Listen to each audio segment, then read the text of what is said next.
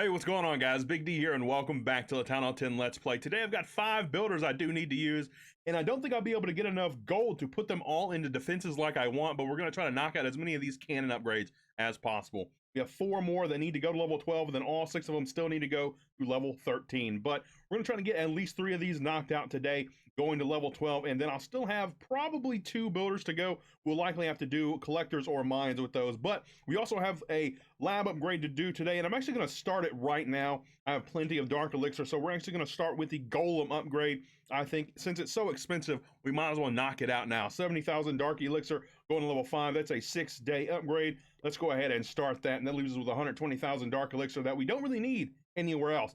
But I figure we were kind of close to maxing out on dark elixir, so why not go ahead and start that upgrade now? And we are back with the Jaibo Witch here at Town Hall 10. We're going to be trying to spam it in and grab some pretty good loot on this base. 655,000 gold. That's really all we need is the gold. The elixir and dark elixir is not too bad either, but we're looking for about 600,000 gold in these raids. Hopefully that should give us enough to put 3 of these cannons down with what I have in my treasury and in the silver pass. Let's see what we're going to do here. I don't see any multi-target infernos, and a lot of the splash damage is up at the top of the base, so we're going to go in. Let's get a wizard over here, and we're going to go in on this side right here, get all of these giants working in, and then all of these witches in behind. Kind of try to set the funnel with all of this stuff, and then as soon as the funnel is pretty much set, we can send in, let's see, we're going to go ahead and send in the log launcher, get the wall opened up so we can drop our king and queen. They actually go into the base. There we go. Let's drop the king and queen and actually get these bowlers working through as well. They should retarget into the base here, getting it nice and wide open into the core with the log launcher. The king is getting targeted by the single target inferno. Let's pop his ability and drop a rage spell. Man, I probably should have dropped that rage spell a little bit earlier. Those bowlers would have taken out that single, but that is okay. King is down, but plenty of bowlers into the core. Only splash damage is up on the top left of the base right now, so we can actually probably yeah, let's go ahead and take this out now. We're going to freeze over this wizard tower. Lose a few bats in the process while they gather up, but they're going to take that out. And that's actually the only splash damage left that can touch the bats because the bowlers and queen took out the other wizard tower. So all we have to deal with is a bunch of single target DPS, and that's going to be fine. The bats are going to go ahead and fly through all of that. Queen still has her ability, and the witches are running around the outside along with the bats to clean up the base. So we can actually swag 2 free spells and a poison spell. There was nothing in that enemy clan castle, so we didn't have to worry about any of that. Queen ended up swagging her ability, and we did triple that Town Hall 10.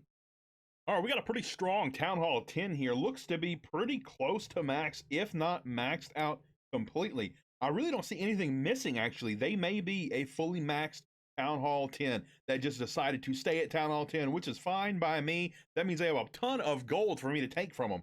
Let's see, how am I going to do this? It's pretty symmetrical, aside from this single target inferno being moved a little bit, but that is actually just fine. I think I'm actually going to leave that to the end and deal with that with the bat. So we're going to come in from the bottom down here and just come in with the full spam of the Jaibo Witch. Hopefully it is enough to take this down. We're going to try to get a good funnel set, and we'll send in the log launcher, something like this maybe. Let's go in the wrong direction. There we go. Got it turned around. It should get this wall opened up nice and well. Actually going to get a nice long strip of this wall knocked out. So king and queen going to go in. We're going to drop the rest of these bowlers down in here, and we're going to hold on to that wizard for some cleanup later on. I'm actually going to freeze this single that's locked onto my king. We're going to pop the king's ability.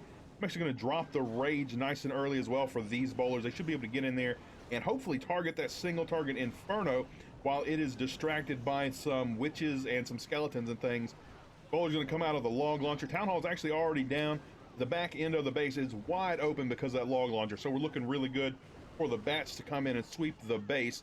Let's see, how am I going to do this? I think I'm going to wait a little bit longer before I drop the bats until this order goes on. There we go. We can drop the bats now, and we're going to get this freeze ready for the wizard tower. Come on. Oh, it did get a shot off, but it didn't get all of my bats. Let's pop the queen's ability. She should be able to take out the other wizard tower, and she does. Let's get this wizard up and around. So not a ton of cleanup left, but plenty enough to get the base knocked out. King is still up. He had already popped his ability. I still have 1 free spell and a poison spell, but with the placement of my bats and the rest of my cleanup scattered on the other side, we should be good to go. 1 skeleton over here working on a collector. 1 little Larry trying to clutch it up. And the wizard bowler and witches over on the right side, they should be able to reach most of that stuff. My king's going to bang on a wall and I get to swag a free spell and a poison spell on a max Town Hall 10. That just goes to show you the strength of this attack is really wild at Town Hall 10. It's just like the 5 ICG for Town Hall 11, but without a Warden, and of course, without the Ice Golem. Well, guys, I forgot to hit record on my most recent attack, and it was going to be the last attack of the video, so here it is. Let's jump into it. We're going to hit play. It was 1 minute and 30 seconds, and we crushed this base, attacking from the left side here. Now, this is a rush Town Hall 11. It was a max Town Hall 10 going into Town Hall 11, aside from the heroes, which are actually not even Town Hall 9's max, because they're under boost by 5 levels because of the Town Hall upgrade. So they were in the 20s still when they went to Town Hall 11. Now look at this log launcher. This log launcher did some crazy work and almost actually messed up the pathing for my attack. There was nothing for my king, queen, and bowlers to attack. So luckily some of these bowlers actually turned around and followed the log launcher in, since there is actually stuff behind the walls that are open. Went inside here and started crushing things. The bowlers out of the clan castle pop, and then we dropped the rate spell and they gut the core. My queen walks around with a bunch of witches, but that's actually a good thing because the queen can reach over the walls and the skeletons can actually distract for her. King and bowlers rushing through the core, absolutely crushing things. Gonna pop my king's ability here, and he's gonna start banging on a wall, and then he's gonna start banging on another wall, and by the time he gets into the compartment, he's actually really low on health, but that's okay because the base is actually already crushed. I still have all 6 of my bat spells and my freeze, and as well as the poison spell. So we absolutely crushed the base, and we get to swang all the spells. And I think I actually tried to spam down all the bats here pretty soon, and I didn't even really need them. Look at this. There's only 3 defenses left, and we just put down the bats, and we didn't even try to freeze anything. Oh yeah, we froze the wizard tower one time actually, and then by that point everything had already converged on the last few buildings, and we crushed it with the Jaibo Witch once again. Let's head on back to home base, because I actually started upgrades already, because when I forgot to record that, I actually forgot to record all of these upgrades as well. So we did have enough gold in the treasury as well as the silver pass to get 4 of these cannons knocked out. So all the cannons are done and going to level 12, and they still have 1 upgrade to go. And I had to use the last builder on a gold mine because I didn't have enough gold for another gold upgrade, which would be a mortar for 5 million gold. It was nowhere near 5 million gold at this point. So we went ahead and did a gold mine because it's something I actually still need is gold. And the elixir is not so much a problem. I have plenty of that, as you can see, plenty of dark elixir as well. So I just went ahead and did a gold mine. Gonna probably knock out the rest of them in the midst of things.